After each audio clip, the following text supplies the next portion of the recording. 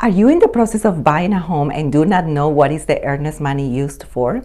In this video, I explain what is the earnest money used for, if it is refundable, and the reasons why you will be at risk of not getting that money back. So let's dive into it right now.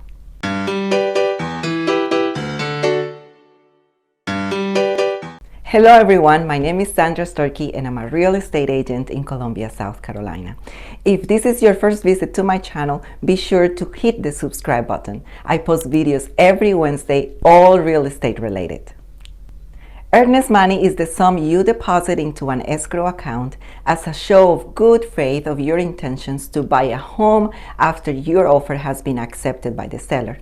Once both parties sign a contract, the seller removes the house from the market, and at closing, the earnest money is applied to your closing costs or to your down payment. The amount of earnest money varies with every deal. As a general rule, individuals put between 1 and 3% for their earnest money.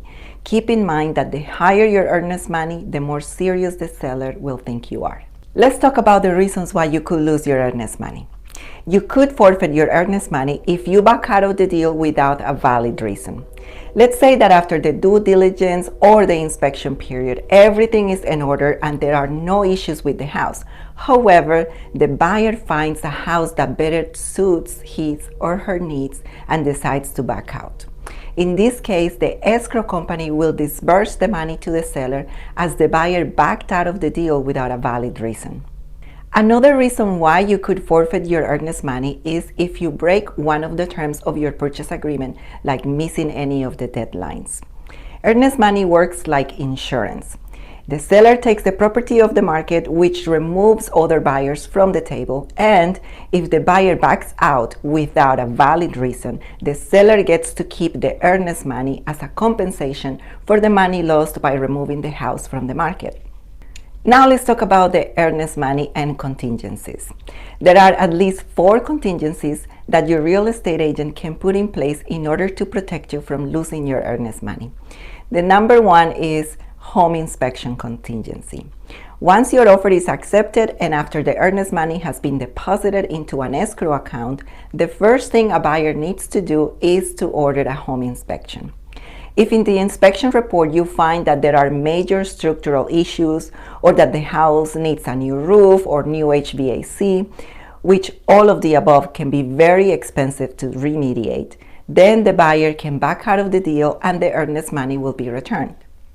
Number 2, appraisal contingency.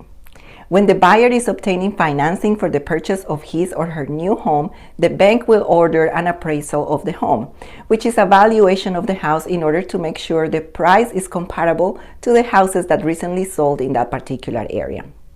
If the house appraised for less than the sales price, the buyer can back out of the deal without losing the earnest money. In some instances, the buyer is able to cover the appraisal gap, which is the difference between the appraised value and the money offered for the home. If that is the case, then the deal will continue to move forward. The third one is the financing contingency. Even if the buyer has been pre-qualified or pre-approved for a home loan, there are many circumstances that will prevent the financing from going through. One of them could be like the buyer bought a new vehicle that considerably affected the debt-to-income ratio and no longer qualifies for the loan. If this happens and the contract includes a financing contingency, then the buyer can back out of the deal without losing the earnest money.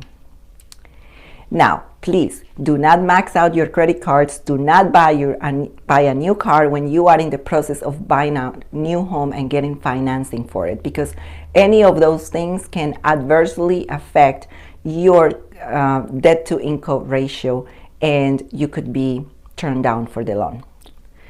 The last contingency we're talking about today is the contingency for the sale of the buyer's current home. If the buyer is also selling his or her existing home, a contingency can be put in place in order to protect the buyer from losing the earnest money in case their current home does not sell or the deal falls through. In that case, if the buyer's current home doesn't sell or something happens, he can get the money back of the earnest money because the contingency was in place in the contract. There are many reasons why all of these contingencies should or should not be included in an offer.